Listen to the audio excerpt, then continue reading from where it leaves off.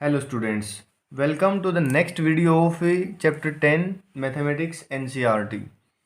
और आज हम डिस्कस करेंगे एक्सरसाइज 10.2 और इस चैप्टर की सेकंड और लास्ट एक्सरसाइज यही है। लेकिन उससे पहले हम एक थ्योरम डिस्कस करते हैं और थ्योरम का नाम भी क्या है हमारे पास 10.2। ये भी इस चैप्टर की सेकंड और लास्ट थ्योरम ही है। तो सबसे पहले थ्योरम समझते हैं क्योंकि ये 10.2 का बेसिक कॉन्सेप्ट है। इसके बिना हम 10.2 को कंटिन्यू नहीं कर सकते।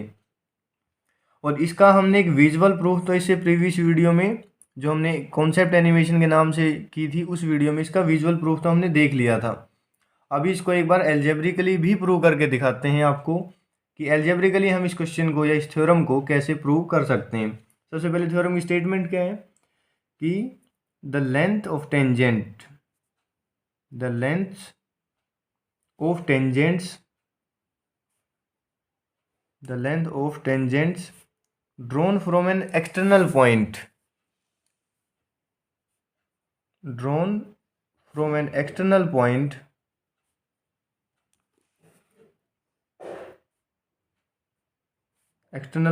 to a circle are equal to a circle are always equal। देखो ये तो है थ्योरम की स्टेटमेंट। और ये डायग्रामेटिकली स्टेटमेंट का क्या मतलब हुआ उस चीज़ को समझते हैं एक बार कि अगर हमारे पास ये सर्कल गिवन है, ये सर्कल का सेंटर है और हम किसी भी पी पॉइंट से अगर सर्कल पर टेंजेंट्स ड्रॉ करते हैं कुछ इस तरह से, ये हमारी दो टेंजेंट्स हैं मान लेते हैं पी ए और P B points of contact हैं और भी। और तो थ्योरम ये कहती है कि जो दोनों डिस्टेंस हैं हमारे पास पी ए और पी बी जो होंगी वो इक्वल होंगी। ये हमें प्रूव करना है यहाँ पर। तो एक तरह से इस थ्योरम में स्टेटमेंट तो ये हुई, तो हम गिवन क्या लिख सकते हैं जो हमारे पास गिवन है, गिवन टू प्रूव जो हम प्रूव करना चाहते हैं वो, और फिर इसका प्रूफ। तीनों चीज़ें देखते हैं एक बार कि कैसे हम लिख सकते हैं। तो गिवन तो क्या है हमारे पास सिंपली कि P A and P B are tangents to the circle. ये दोनों टेंजेंट्स गिवन है हमारे पास। दूसरा प्रूव क्या करना है हमें, टू प्रूव में है कि जो इनकी लेंथ होगी यानी कि P A is equal to P B होगी। मैथमेटिकली ये चीज़ प्रूव करना चाहते हैं। तो चलो अब इसके प्रूफ पर आते हैं। तो प्रूफ पर आने से पहले एक बार हम पी और ओ को ज्वाइन कर लेते हैं ज़रा, यानी एक तरह से कंस्ट्रक्शन लिख सकते हैं कि ज्वाइन पी ओ। और जैसे ही हम पी ओ को ज्वाइन करते हैं, हम ध्यान करो हमारे पास यहाँ पर दो ट्राइंगल्स दिखाई दे रहे हैं हमें, एक पी ए ओ और एक पी बी ओ। और इन दोनों ट्राइंगल्स में अगर हम नोटिस करें तो ये दोनों एंगल्स 90 डिग्री के होंगे। रीजन कि radius is always perpendicular to tangent. अच्छा, दोनों डिस्टेंसेज सेम होंगी क्योंकि रेडियस है सर्कल की, ये दोनों डिस्टेंस इक्वल रहेंगी हमेशा। और पी ओ जो है वो हमारी कॉमन साइड होगी। यानी कि हमारा मेन टास्क क्या है कि हम इन दोनों ट्राइंगल्स को कॉन्ग्रुएंट कैसे प्रूव कर सकते हैं। जैसे ये कॉन्ग्रुएंट होंगे ये दोनों भी इक्वल हो जाएंगी सीपीसीटी से। कोई नहीं, सिंपली क्या काम करते हैं हम कि इन दोनों ट्राइंगल्स को पहले कॉन्ग्रुएंट प्रूव करते हैं एक बार। In triangle P A O and triangle P B O हमारे पास क्या क्या इक्वल है देखते हैं एक बार कि एंगल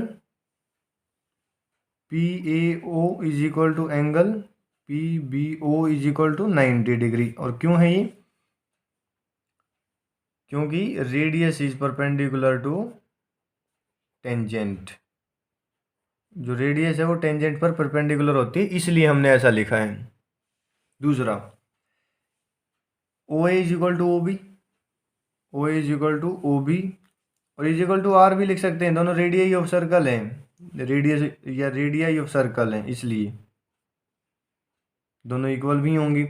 और P O is equal to P O यानी कि ये हमारी एक तरह से थी कॉमन साइड, इसलिए तो हम दोनों ट्राइंगल्स को कॉन्ग्रुएंट प्रूव कर सकते हैं या हो चुके हैं। तो हम लिख सकते हैं कि therefore triangle P A O is congruent to triangle P B O. और कौन से क्राइटेरिया से कॉन्ग्रुएंट है ये, ध्यान करो यहाँ पर एक तो हमारे पास राइट एंगल है, एक साइड और एक हाइपोटेन्यूज इक्वल हैं। तो हम लिख सकते हैं तो therefore both triangles are congruent by RHS congruency criteria. और हेंस फाइनली हम क्या कंक्लूड कर सकते हैं कि अगर दोनों ट्राइंगल्स कॉन्ग्रुएंट हैं तो उनकी पार्ट्स भी क्या होंगी, उनके पार्ट्स जो साइड्स हैं वो भी क्या होंगी, इक्वल। यानी हम कह सकते हैं कि PA is equal to PB।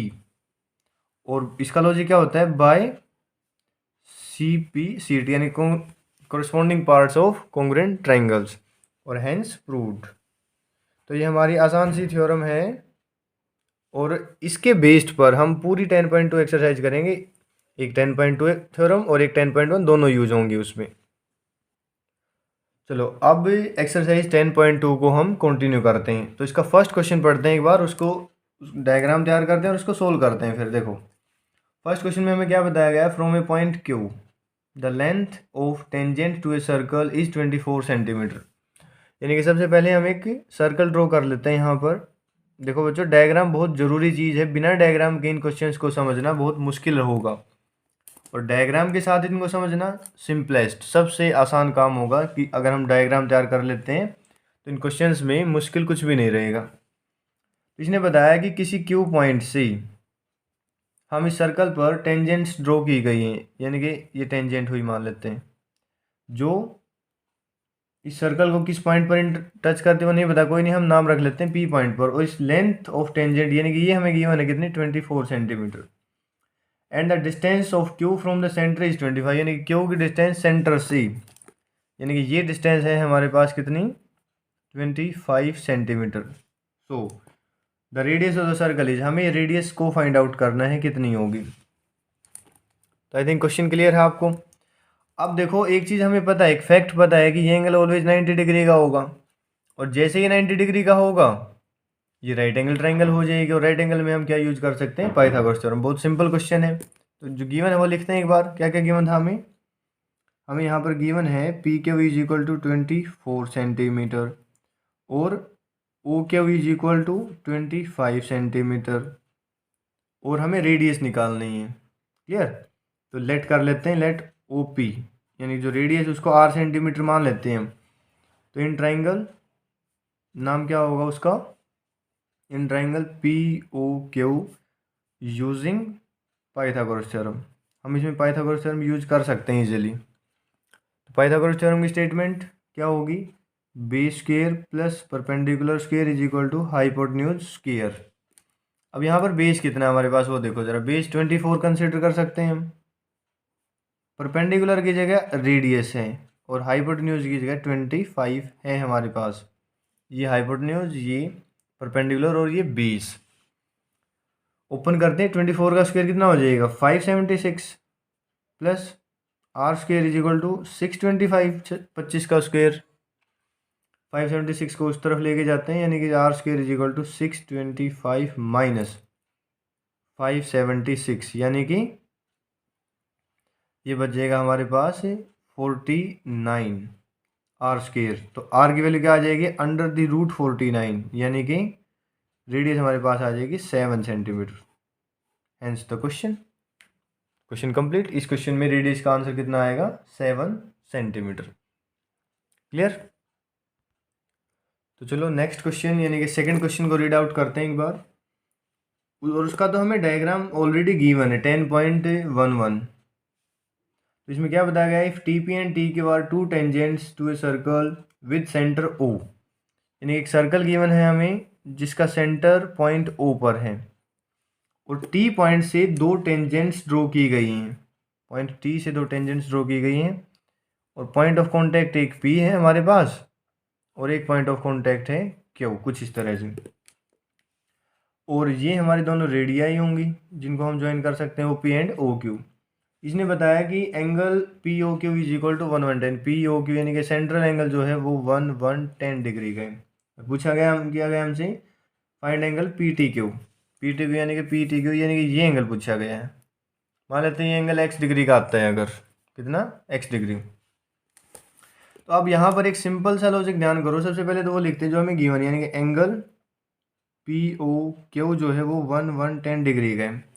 दूसरा फर्स्ट 10.1 थ्योरम से 10.1 थ्योरम से हमें पता है कि ये एंगल 90 डिग्री का होगा ऑलवेज, और ये एंगल भी कितने डिग्री का होगा, 90 डिग्री का।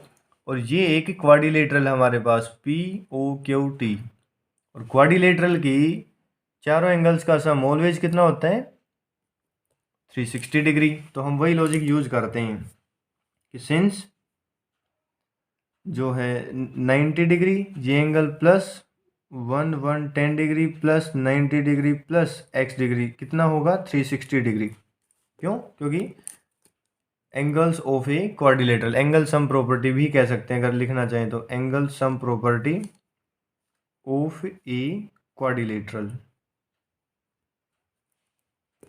अब इसको सिंप्लीफाई कर लेते हैं, यानी कि यहाँ पर ये कितना हो जाएगा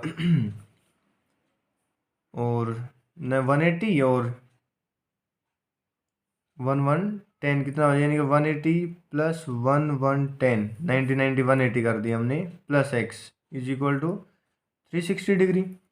और ये कितने हो जाएंगे हमारे पास, 290 plus x is equal to 360 degree. तो यहाँ से x की वैल्यू कितनी आ जाएगी, 360 डिग्री माइनस 290 डिग्री यानी कि 70 डिग्री। तो हमें ये एंगल मिल चुका है। अब x जो पूछा गया था, देयरफॉर हम लिख सकते हैं देयरफॉर एंगल PTQ जो होगा वो 70 डिग्री का होगा। क्लियर, ये क्वेश्चन था। चलो अब नेक्स्ट क्वेश्चन करते हैं, क्वेश्चन नंबर 3। और क्वेश्चन नंबर 3 भी सेकंड क्वेश्चन जैसा ही है कुछ, एक बार उसकी स्टेटमेंट रीड करते हैं। उसने क्या बताया हमें, if P and PB from if tangents P and PB from a point P to a circle with center O are inclined to each other at an angle of 80 degree, यानी कि अब की बार हमें ये एंगल गिवन है जो tangents के बीच में होगा। तो इसका एक बार डायग्राम तैयार करते हैं। एक सर्कल है हमारे पास जिसका सेंटर O है, इस P पॉइंट से सर्कल पर टेंजेंट्स ड्रॉ की गई हैं कुछ इस तरह से, यानी कि कुछ इस तरह से हमारे पास PA एंड PB दो टेंजेंट्स ड्रॉ की गई हैं, और ये दोनों हमारी रेडियाई होंगी। और दूसरा हमें ये एंगल गिवन है, ये एंगल है 80 डिग्री का। कितने डिग्री का है, 80 डिग्री का। And we have to find the angle POA, यानी कि POA यानी कि ये एंगल हमें निकालना है। अगर इस एंगल को x मान लेते हैं हम तो हमें जो गिवन है वो लिखते हैं एक बार। यहाँ पर हमें गिवन था कि एंगल APB, एंगल APB जो है वो 80 डिग्री का है। क्लियर। अब एक चीज़ ध्यान करो, हमने अभी 10.2 थ्योरम में ये बात प्रूव भी की थी कि दोनों ट्राइंगल्स ऑलवेज कॉन्ग्रुएंट होते हैं। तो कॉन्ग्रुएंट ट्राइंगल्स की तो सारी साइड्स और सारे एंगल्स इक्वल होते हैं, कोरस्पॉन्डिंग साइड्स कोरस्पॉन्डिंग एंगल्स। तो अगर ये कंप्लीट एंगल 80 डिग्री का है तो दोनों एंगल अगर इक्वल होंगे तो इस तरफ भी 40 डिग्री का और इस तरफ भी 40 डिग्री का, दो पार्ट्स कर सकते हैं इस एंगल की। और अब इस ट्राइंगल में बात कर लेते हैं सिर्फ, यानी कि ट्राइंगल PEO में ये एंगल 90 डिग्री का होगा, ये 40 का, ये एक्स हम निकाल सकते हैं बिल्कुल। यानी कि क्या करते हैं कि इन ट्राइंगल PAO तीनों एंगल्स का सम यानी कि 40 डिग्री प्लस x प्लस 90 जो है कितना होगा, 180 डिग्री। रीजन हम angle sum property of A triangle लिख सकते हैं। क्लियर। और यहाँ से कितना हो जाएगा, 130 plus x is equal to 180 degree, और x की वैल्यू कितनी आ जाएगी, 180 डिग्री माइनस 130 डिग्री, यानी कि x की वैल्यू आ जाएगी हमारे पास 50 डिग्री। तो यानी कि ये एंगल कितने का होगा, 50 डिग्री का होगा। क्लियर। तो ये क्वेश्चन था थर्ड। चलो नेक्स्ट क्वेश्चन कंटिन्यू करते हैं, क्वेश्चन नंबर 4। और क्वेश्चन नंबर 4 में हमें क्या बताया गया है उसकी स्टेटमेंट रीड करते हैं एक बार, कि prove that the tangents drawn at the ends of a diameter of a circle are parallel. यानी क्वेश्चन में कुछ ये बताया गया, इसका डायग्राम क्या होगा हमारे पास कि एक सर्कल गिवन है विद सेंटर O मान लेते हैं, इसका एक डायमीटर ड्रॉ करते हैं, कोई भी डायमीटर मान लेते हैं, ये इसका जो है डायमीटर है A और B। अब हमें यहाँ पर प्रूव ये करना है कि जो इसके एंड पॉइंट्स पर यानी कि A और B से जो टेंजेंट्स खींची जाएंगी वो हमेशा पैरेलल होंगी। यानी कि A पॉइंट पर हम टेंजेंट ड्रॉ कर सकते हैं, कुछ इस तरह से टेंजेंट ड्रॉ की जाएगी। मान लो उस टेंजेंट का नाम अगर हम PQ रखें, इसी तरह से B पॉइंट पर जो टेंजेंट खींची जाएंगी वो कुछ इस तरह से होगी। मान लेते हैं उसका नाम क्या रख लेते हैं, R और S। तो we have to prove that the tangents PQ and RS are parallel if AB is a diameter. तो कोई नहीं, वो तीनों चीज़ें लिखते हैं इसमें। सबसे पहले हमें गिवन क्या है, दूसरी बात हमें प्रूव क्या करना है यहाँ पर, टू प्रूव, और तीसरी बात इसका प्रूफ क्या है या कैसे करेंगे इसको प्रूव। तो सबसे पहली बात तो गिवन क्या है हमें, हमें गिवन ये है कि A B is a diameter, A B is a diameter of a circle. दूसरा, P Q is tangent at A and R S is a tangent at B, P Q is tangent at E, और इसी तरह से R S is tangent at B. और to prove में क्या है, to prove यहाँ लिख देते, टू प्रूव में हमें क्या है कि दोनों पैरेलल होंगे, यानी कि P Q is parallel to R S. अब चलो इस बात को प्रूव करते हैं। तो इसके प्रूफ के लिए हम सिंपल सा रिजल्ट यूज करेंगे जो हमने 9th क्लास में ऑलरेडी पढ़ा हुआ है। और फैक्ट क्या था कि जब दो लाइंस पैरेलल होती हैं और कोई ट्रांसवर्सल लाइन हम ड्रॉ करते हैं तो उसके एक साइड्स के जो एंगल्स होते हैं उनका सम हमेशा 180 डिग्री आता है, कुछ इस तरह से।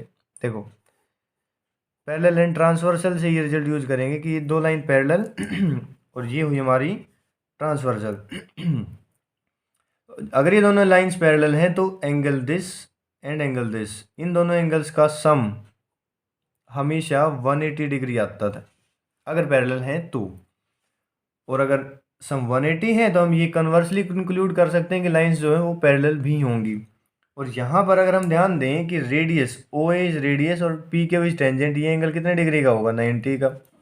सिमिलरली ये एंगल भी 90 डिग्री का, तो 90 90 180, यानी कि ट्रांसवर्सल की तरफ बिहेव कर रही है और एक तरफ के एंगल्स का सम 180 भी है, तो प्रूव हो गए। तो बहुत सिंपल क्वेश्चन है, बस लिख देते हैं एक बार इसको। क्या लिखेंगे, since angle Q A O, Q A B लिख लेते हैं, वैसे Q A B plus angle S B S B A, यानी कि ये दोनों एंगल्स हैं जो same sides of transversal A B है, इज इक्वल टू क्या आ जाएगा, 90 डिग्री प्लस 90 डिग्री यानी कि 180 डिग्री। तो क्या लिखेंगे, since sum of angles on one side of transversal, one side of a transversal is 180 degree, hence या देयरफॉर लाइंस आर पैरेलल, यानी कि P Q is parallel to R S, hence proved. ये बहुत simple सा question था, इसमें कुछ भी नहीं है, जस्ट ट्रांसवर्सल एंड पैरेलल का कॉन्सेप्ट यूज किया गया है, नथिंग एल्स। तो चलो next question, question number 5 try करते हैं। और क्वेश्चन नंबर 5 में हमें क्या बताया गया है कि prove that the perpendicular at the point of contact to the tangent to a circle passes through the centre. यानी कि हमें ये बताया गया है कि एक सर्कल अगर हम कंसिडर करें जिसका सेंटर मान लेते हैं ओ है, और किसी भी मान लेते हैं पी पॉइंट पर हम एक टेंजेंट ड्रॉ करते हैं, तो हमें प्रूव ये करना है कि इस टेंजेंट के जो परपेंडिकुलर खींचा जाएगा, यानी कि कोई भी परपेंडिकुलर जो टेंजेंट से 90 डिग्री पर होगा, मान लेते हैं पी क्यू, वो हमेशा सेंटर से पास होगा। हमें ये प्रूव करना है यहाँ पर, क्लियर। तो इसके लिए वही तीनों चीज़ें अगेन लिखते हैं, एक तो जो हमें गिवन है वो, दूसरा जो हम प्रूव करना चाहते हैं वो, यानी कि टू प्रूव में क्या लिखेंगे इसकी, और थर्ड इसका प्रूफ, इसको प्रूव कैसे करेंगे हम। ये तीनों चीज़ें आप कोई भी क्वेश्चन जो प्रूव करने का क्वेश्चन है उस क्वेश्चन में तीनों चीज़ें ऑलवेज लिखी जाती हैं। अब गिवन क्या है यहाँ पर, इस टेंजेंट का नाम चलो ए बी रख लेते हैं हम, यानी कि A B is a tangent, is a tangent at P point. दूसरा पी क्यू जो है वो नॉर्मल टू द टेंजेंट, यानी कि P Q is perpendicular to A B, ये भी हमें गिवन ही है, बता रखा है उसने। और हमें प्रूव क्या करना है कि P Q passes through the centre, P Q passes through the centre.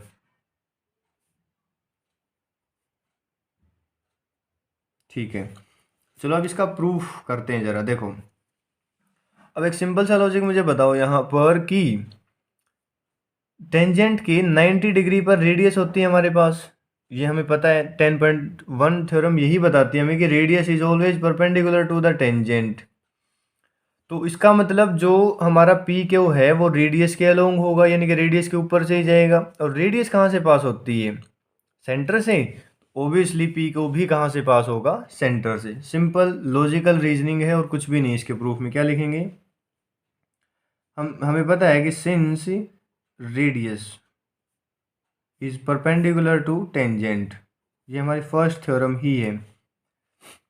And P Q जो है वो भी परपेंडिकुलर टेंजेंट के ए बी की। तो देयरफॉर हम ये नहीं कह सकते कि पी क्यू जो है lies over the radius, over the radius, वो रेडियस पर लाई करता है पी क्यू।